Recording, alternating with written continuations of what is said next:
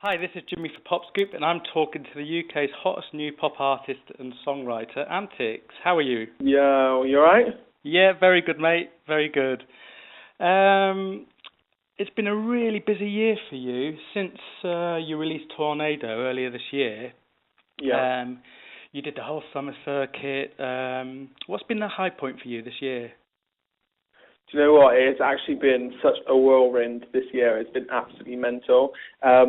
Do you know, I actually can't remember much of it, to be honest. Like, every day's been quite exciting. I was thinking about it today. I was on the train, and I was thinking, like, this year has just been absolutely crazy. But I can't even remember performing at all. Really? Isn't that mad? Yeah, I performed, like, every single day. I would say probably my highlight definitely was the summer. Did lots of really big shows.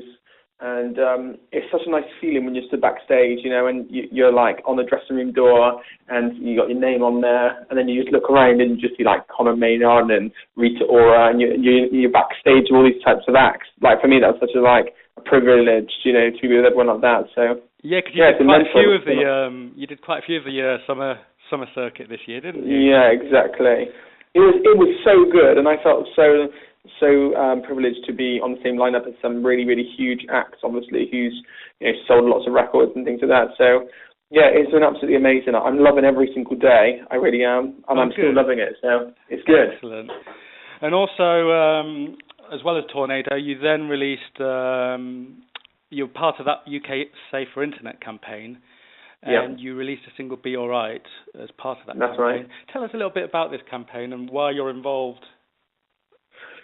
So there's actually a lot behind this to begin with. So I really do believe that we, as a generation of young people, need to be kinder to one another. And I think it's mad that so much bullying takes place in school and in the workplace, and especially online. And I just want to try and raise awareness for that, really. And they approached me because I was already doing work with another charity and said, would you be an ambassador for us, and would you take the message around, go to schools, et cetera, et cetera. So I wrote a song anyway for my fans called Be Alright, which was about this issue. So I thought I should put it out there and, you know, and the charity can just use and abuse that track, which they have done. So it's been really, really, really, really good. Yeah. It's been fantastic. And I mean, that's taken you around schools and nightclubs and radio stations. I mean, that's kept you busy in itself, hasn't it, really? Yeah, it's been absolutely mental. And do you know what? Like, somebody actually advised me that is like going to damage my career doing something with a charity. To be honest, it has taken over quite a lot of what I've done, and it's probably replaced lots of things where I probably could have gained more myself as an artist. But I think that it's so important that if you're going to do something, you have to do it with, like, wholeheartedly, which is what I've done. So I've just gone for it, and I've helped them in any possible way that I possibly can, you know, turn up to events and performing at, you know, really, really intimate things.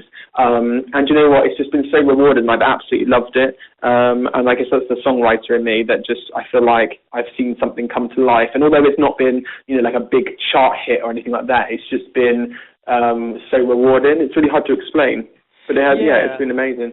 And I mean, I introduced you as a new hot pop artist. I mean, is that how you would describe your style? What is your musical style?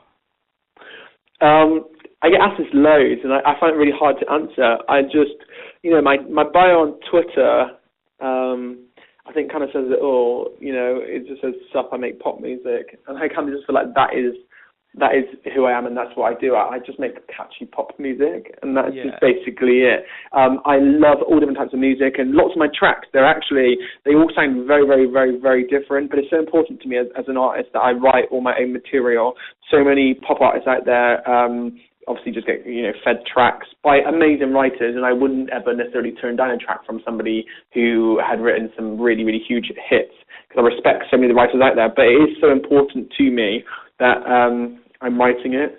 So, yeah. Okay, and how do you start writing a song? I mean, is it the tune, the harmony? What comes first? It depends, really. I guess, like, when you first start doing something, you are very confused. You think, is this right? Is this how you do it? But I guess it's one of those things where, you know, creativity is so subjective that I just think it's like it's whatever works for you. Me personally, I have to come up with the hook first. So whatever the catchy part of the track is, that's what I have to create. So I always create the choruses or, you know, the real catchy parts. And that's, I would say that's really mainly my forte. I've worked on the tracks with another writer as well, for the majority, a guy called Jamie, and he's absolutely wicked. He's Scottish and he's ballsy and he's funny and we have a right laugh while we do it. So yeah, I would say that, like, I always write the chorus first and then everything else just follows. Excellent. And what was the first spark that got you going, got you into music? Do you know what? I've always wanted to be a pop singer since I was little. There's a video of me, like, on a family, like, video, and my parents said to me, you know, what do you want to be when you grow up? And, like, the camera went around the whole family, and my sisters said they want to be, like, a doctor, and somebody said this and said that. And then all of a sudden, like, they got round to me, and I said, I want to be a pop star. And I literally said that when I was, like, 4 years old. And, like, you were never a shy one. No, and it's just never disappeared. Like, I went through school saying I'm going to be a pop singer. Oh, that's brilliant. And it's just mental. And, like, I guess, obviously, there's so much more that I want to achieve, obviously, but it's just mad that every single day I'm doing stuff and I'm kind of like, actually, that is my job now. That's it's just brilliant. weird. Yeah, of course. And what musical artists or acts have inspired you? So many acts have inspired me. I would say growing up, Michael Jackson was definitely one that inspired me quite a lot. I just used to watch his music videos, and his music was just so ridiculously energetic. There's so much energy around his tracks, and I used to just love it. And like nowadays, I just love pop music. It's mental. I follow everyone, like even brand new hidden little pop gems, which like nobody even knows, and they have like 300 people following them on Twitter or something. I'm like into that. I'm into everything. I love going to gigs and watching people go and like perform live, and I just love everything. I really like. There's a track recently, Neon Jungle, a girl group, and there's a track called Trouble. And I tell you what, it's literally been my anthem of the last few months. I've just been like, I just can't get enough of it. As soon as I get, like, obviously, like, being in London all the time and like getting on and off tubes and stuff, and just having that blasted in your ears, it just makes me feel like I'm ready to like take on the world. Exactly. And if you could choose any artist path who you'd like to model your own on, who would that be? I guess Michael Jackson for you, I suppose. I don't know. It's quite hard. These questions are really hard. I guess, like most interviews, people think that these are quite the easy questions. So actually, they're really hard ones. You don't really think of it like that. Do you know what I mean? So, you're throwing me off. You're throwing me off, Jimmy. That's all right. Yeah, what are your thoughts on the importance of social media in today's music? I mean, you've got a lot of followers, and you're quite active on all fronts. Yeah, I think it's so important. Obviously, growing up watching the pop industry, there just wasn't that sort of those sorts of platforms around. So people used to have to wait to watch their favorite, pop singers on the telly, or like go see them at events and queue up and wait for them outside. Nowadays, like you can just within a click, you can just know exactly where somebody is, what they're doing, and like exactly what's happening. And I think that like it's mental how much technology has advanced over the last few years, and I think it's so important. I think if like everyone that follows me, I think that it's so important for me, and I think it's actually my job to everyone who puts their time into tweeting me all the time to reply to everyone and to always make sure that I'm active online. So it's always you replying. It's not like someone in HQ doing your tweets. No, it's like always me. Screw that. Literally, whenever anyone tries to reply for me, they talk in like some sort of like proper English or something. They just doesn't reply, work, does it? Thank you so much. I'm thinking, I don't talk like that. That's cringy. No, I think it's so important, and I think like you're only as good as people who are supporting you, if that makes any sense. Like I love making music, and I'll make music forever. I really do believe that. But like it's like in terms of being successful and selling records, you're only as good as the people that are supporting you, and I think that they're the most important people, really. So I think it's fundamental, really, being online. And what does performing live mean to you? That's my favourite part. It really is. When I make a track in a studio, if I enjoy it, I'm dancing around. I'm thinking, will I dance this in a club? And if like obviously some of maybe the more up tempo sort of like club tracks that I've got, if like I close my eyes and if I can imagine myself dancing to a club, like that's like I just imagine being in a club and performing and people dancing with me, or like I picture like the music video straight away, and like it's all about just performing in front of people. Yeah. Oh, I bet the buzz is excellent though. There's nothing better. I tell you what, there's nothing better. Like this Christmas, like the festive season, I didn't actually do too much. I've got lots of stuff that I've been doing, which has been in prep for a new track, and so I haven't really been doing much this Christmas, which is mental because obviously Christmas lights are a big thing. Yeah. But I did one, and I walked out in Southend Christmas lights with Heart FM in Essex, and I just walked out, and there was just loads of fans there with like banners and stuff, and and people just screaming at you when you're performing. It's just mental. Excellent. Yeah, I mean, you just mentioned there's a song coming up. Have you got a new track in the works? I've got loads of new tracks. Oh, so we should be expecting an album soon then, is that right? So, well, obviously that's what I've been working towards. I've had enough tracks for an album for quite some time now, to be honest, but like, brilliant. As soon as you, obviously you keep writing and then one track seems to be stronger than another track, and then you just like, how do you pick the final kind of 10 to 12 tracks? It's almost like impossible. Yeah. But yeah, I've definitely got, I would say, an album there. For me, it's really important to get a few more tracks before I put an album out there, and really, hopefully, the tracks will pump through relatively mainstream and really blow up. I mean, the track that is going to be coming next, which I'm not going to tell you anything about because otherwise I'll get shouted at because we've got lots of like, PR around it. Yeah, is I really, really do believe in it. I think that is hopefully going to do really well, and the fans will love it at least. So.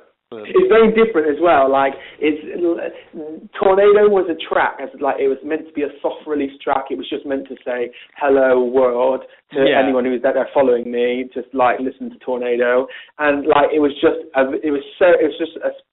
catchy kind of pop track that I really liked, and was like, let's just put Tornado out there. Why not? And it actually did so much better than I even thought it would. I genuinely thought that it was just going to have like, you know, like 1,000 views online and just be really, really basic and really quiet. And the buzz around that was so much greater than I thought it was going to be. Obviously, it wasn't number one, but it was just really, really good. Yeah. And then I've only put out Be Alright as well, but that's obviously meant to be for a charity. So I've actually not put out a track yet that's meant to be like big. If that makes any sense. Yeah, and like this next track is exactly what I'm about. It's going to make you want to dance for sure. Brilliant. So this will be your big entrance into the world, basically. Hopefully, yeah. Excellent. Right, I'm just going to give you a few quick-fire questions before we say goodbye, if that's all right with you. Yeah, ma'am. Okay. What's your favourite colour? Oh, blue or red. And your favourite animal? I'm about to say giraffe, but I don't even like giraffe. I don't even know where that came from. It's just too much. It's like too much for me on the spot. Like, carry on. Okay. Favourite team or sports star? I better say Bristol City, aren't I, really? Yeah. Bristol lad. Okay. Favourite food or meal? I'm going to say Nando's chicken. Good choice. I just OD'd on the stuff. It's ridiculous. It's like most people do now. Must be pumped full of it. You need sponsorship from them. I know. Exactly. Favourite film of all time? There's a film called The Island. I don't know if you've ever seen it, and it's like probably like my favourite film ever. Excellent. I quite like futuristic sci-fi stuff. First album you ever bought? I'm not even sure. Like something like I think Alice DJ. Wow, God. Last gig you went to that you weren't performing at? I think the last act I saw live was a girl band called Vanquish. Okay. Coffee or tea? Tea, unless it's Starbucks coffee with lots of sweet stuff in it. Okay. X Factor or The Voice? X Factor. And your favourite item of clothing right now? Right, I have this brand new coat, which is coming from this PR company on Friday. What's the PR company called? Say More PR. Check them out. They're amazing. They represent some wicked brands, and I've got this coat. And it's amazing. Like, I literally went to the PR showroom and literally was like, this coat needs to be mine, and they've just given it to me. So, jealous. So when I get that on Friday, I travel to New York as well for some promo on Monday, so I'm going to be wearing my big, thick coat out there. Oh, excellent. And that's my new, my new item. So it's all promo work in New York, is it? Next week? Well, I managed to make it the week before Christmas as well, so a little bit of shopping as well. Yeah, it's going to be good. It's going to be really good. Excellent. I hope. Okay, and finally, what is your life motto or favourite saying? I can and I will. Excellent. Good one to end on, mate. Brilliant. Well, Anttix, thank you very much for talking to Pop Scoop. Good luck with everything, and hopefully we'll speak to you again soon. Thanks, mate. All right, bye. Catch you a bit. Bye. Ciao.